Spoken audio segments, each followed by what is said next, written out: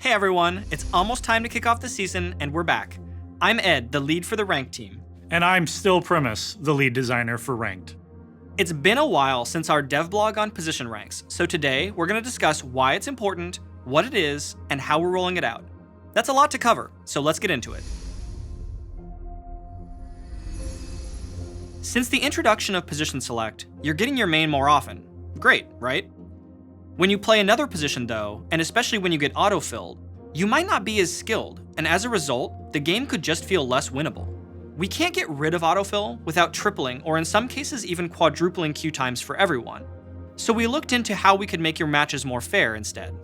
With position ranks, you get a matchmaking rating and a rank for each position you play. This gives us a more accurate measure of your skill in every position, so we can put you in more fair matches, no matter which one you queue up for. At the end of the game, you'll get LP for the position you played, and some of it will splash into all of your other positions. Because if you're climbing in one position, some of that skill is transferable to your others.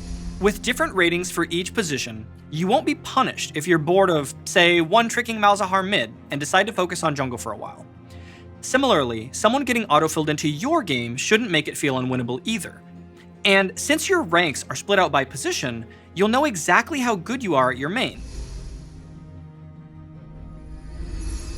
We're excited about position ranks, but we want to be super diligent, prepared, and most importantly, open to feedback on such a big change.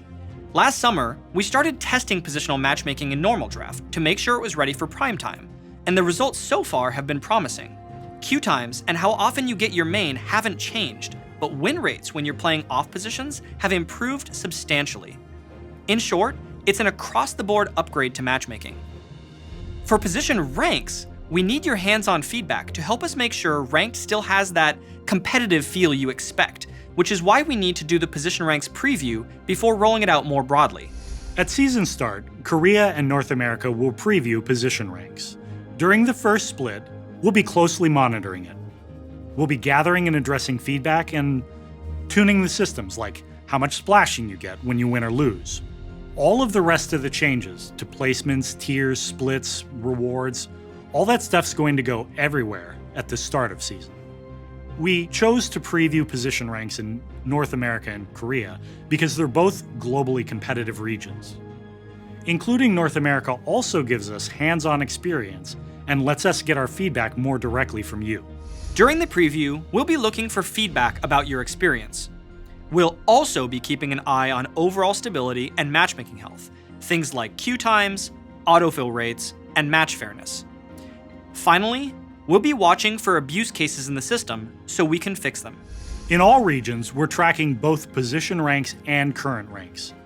That way, if there are any issues, technical or otherwise, we'll be ready to switch everyone back as soon as possible without you losing any progress.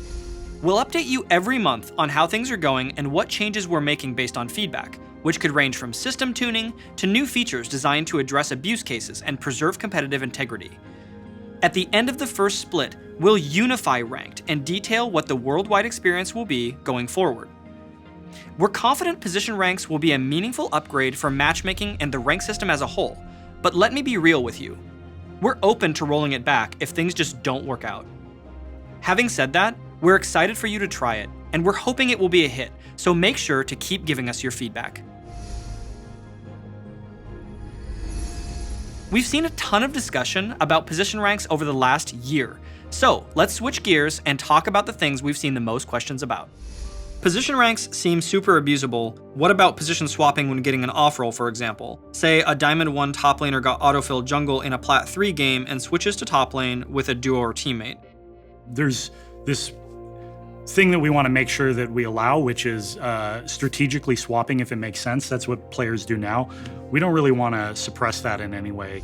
And so what we're going to do is we're going to track each player, how often that they're switching positions. And if you're someone who ends up switching more often than we think is reasonable, we're going to start to tighten the links between your positions for the purposes of matchmaking, so that when we put you into a match, it's going to be a match that we think is most competitive with your highest position. Yeah, I think something else that's relevant there is when you're actually playing a position and then you swap in champion selector at the beginning of the game, what happens at the end of the game is you're going to get LP for the position you played no matter what. But the problem with that is, if you played in an easier game, you'll also get less LP for winning, but you'll lose more for losing the game. Is the new system going to be more grindy? Like, are you really going to make me play 5 times as many ranked games as I did this year? We've got a couple of mechanics that we've baked into the system to help pull you up in your other positions as you play your primary. First of all, splashing will help pull up the other positions until they get close enough to be within range of what we think is reasonable. In addition to that, as your highest rank gets higher, it starts to actually become a target for the other positions, where when they're climbing, they get a little bit of bonus if they're trying to catch up. So it's actually easier to climb in the second, third, and so on positions. Since games where I'm not playing my main position have way less impact on the rank I care about, can't I just feed or surrender when I get autofill to get a faster shot at playing my main again? This is pretty much the core concern that both we as a team and you as players have expressed to us over the entire year or whatever that we've been working on position ranks. More than that. Yeah, probably more than that. And the answer, honestly, is splashing. So we talked about how when you win or lose games, you splash some LP to your other positions. That works both in a positive sense and also in a negative sense. And listen, like, if you're trying your hardest when you get an off position, we don't want to punish you for that. And so splashing does start fairly low, but what we do want to address is either systemic abuse of the system through people kind of just queuing up and doing that, right? Surrendering or feeding or whatever. We also want to combat situations where someone's been miscalibrated, like one of their ranks is higher than it actually should be, and they've started losing a lot of games. Right. And so as you lose more, and as your performance kind of gets worse over those games, the negative splashing starts to ramp up and hit you harder to your other positions that you maybe either care about more or that might be miscalibrated. From everyone on the team, thank you so much for your questions, feedback, and thoughts. Ranked is already way better because of your contributions over the last year. We'll be talking with you all over the course of the preview, so keep sharing your feedback. Good luck in your placements, and as always, we'll see you on the Rift.